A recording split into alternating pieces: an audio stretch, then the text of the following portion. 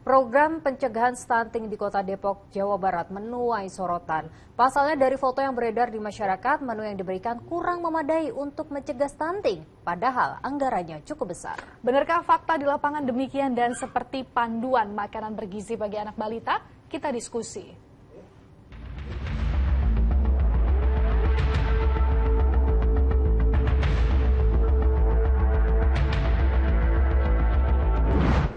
Lagi viral di media sosial, menu pencegahan stunting di salah satu posyandu di Kota Depok, Jawa Barat yang kesannya kok nggak niat.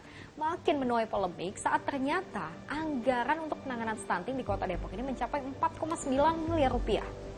Kita diskusi. Nah ini, saya tampilkan ya, sejumlah foto menu makanan tambahan pencegah stunting yang dibagikan oleh posyandu di Kota Depok, Jawa Barat.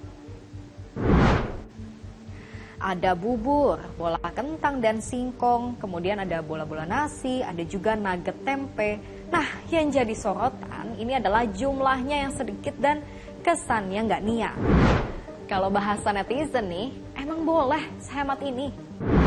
Kritik dari masyarakat pun berdatangan. Wakil Ketua DPRD Kota Depok mendapati makanan yang dibagikan dinilai belum memenuhi standar gizi yang diperlukan untuk mencegah stunting pada anak. Cuma gini ya nih. Iya. Jadi saya harapkan kepada pemerintah kota dalam hal ini Dinkes Dinas Kesehatan untuk mengkaji ulang. Ditambah lagi dengan banyaknya laporan soal makanan tambahan dengan merasa hambar yang nggak disukain anak-anak. Menindaklanjuti temuan ini, DPRD akan segera memanggil pihak Pemkot dan Dinkes Kota Depok. Dinkes, Puskesmas, dan pihak ketiga. Ya. Ada berapa vendor sih Bang? Nah itu yang kami belum tahu. Belum paham. Besok kita akan meminta datanya berapa vendor. Makin jadi sorotan saat anggaran untuk program pemberian makanan tambahan di Kota Depok ini jumlahnya mencapai 4,9 miliar rupiah. Logika awamnya nih, dengan anggaran yang sedemikian besar kok realisasinya ogah-ogahan. Memang anggaran DID ini kan turunnya baru di akhir Oktober.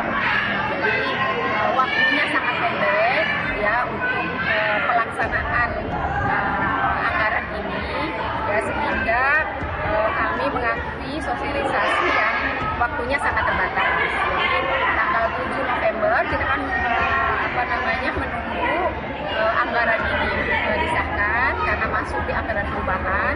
Jadi kami baru sosialisasi rapat-rapat di tanggal 7 November dan mengingat waktu yang sangat pendek ya, pemberian keringanan tambahan hanya di 28 hari. Jadi tanggal 10 November kita sudah mulai. Tim Liputan Amnesty TV meng-cross-check langsung ke salah satu posyandu di Kota Depok Kamis siang. Pembagian menu makanannya jauh lebih lengkap dan variatif. Jadi, pembagian menu tambahan lokal ini terdiri dari kudapan atau snack selama 6 hari dan makanan lengkap 1 hari dalam sepekan. Lalu apa kata warganya? Nah, sebelumnya Ibu udah dapat juga dari rumah, dikirimin. Gimana Bu tanggapannya terkait yang makanan begini Bu? Suka ya Bu?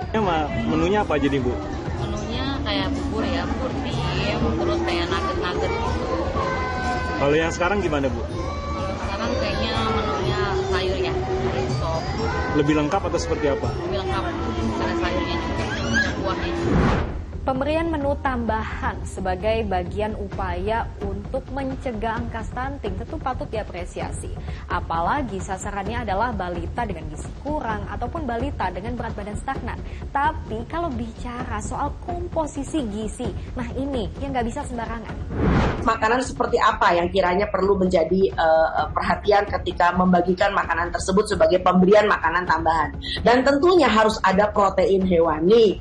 Ya, dan tentunya harus dihitung kalorinya benar, jenis proteinnya betul, banyaknya juga benar, dan seterusnya.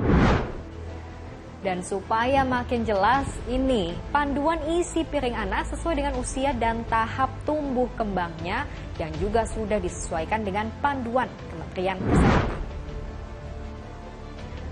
Bayi usia 6-8 bulan diberikan makanan pendamping ASI dengan komposisi ini. Di usia 9-11 bulan, porsi sayurnya sudah bisa makin ditambah.